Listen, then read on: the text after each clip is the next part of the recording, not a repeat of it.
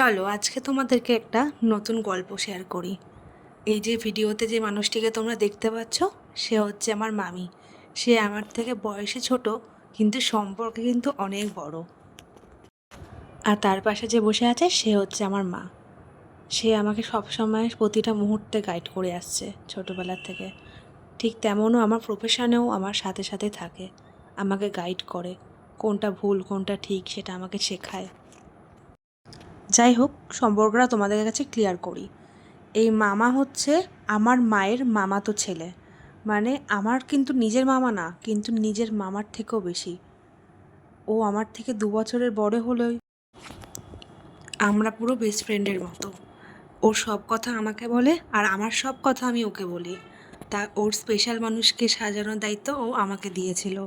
তাহলে ভাবো তো কতটা গুরু দায়িত্ব এটা আমার কাছে।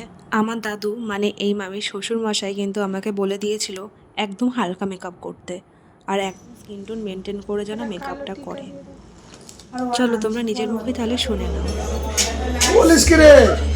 তুই কোন পাড়া সেমরি রে? তুই আমাকে বাড়ি সেমরি না অন্য বাড়ি সেমরি? এটা সিনাই যাইতাছে না। ভালো জাদু। এই যে আমার সেই কলিজার টুকরোর মামা। আর ওই দেখো মামিকে কিন্তু পেছন ঘুরে দাঁড় করিয়ে রেখেছি। আচ্ছা তাকাও মামি, তাকাও মামি, তাকাও, টাকা টাকা। শুরু করেছে, লাস্ট অবধি থাকবে তো। ও বইটা ফুচকা নিয়ে এসছে। আর আমার এই মিষ্টি মামি বারবার করে শুধু বলেই যাচ্ছিল আমাকে একটা নজর টিকা লাগাও, নজর টিকা লাগাও, আমাকে খুব সুন্দর লাগছে দেখতে। এইগুলোই তো ভালোবাসা, তাই না বলো? অনেক সময় আমরা রিভিউ নিই, কিন্তু এই রিভিউগুলোই অনেক মন ছুঁয়ে যায়। তার সাথে আমার একটা পার্টি মেকআপও ছিল, যার ফটো এখানে অ্যাটাচ করে দিলাম। আর কটা ফটো তোমাদের সাথে শেয়ার করলাম, জানিও কেমন হয়েছে।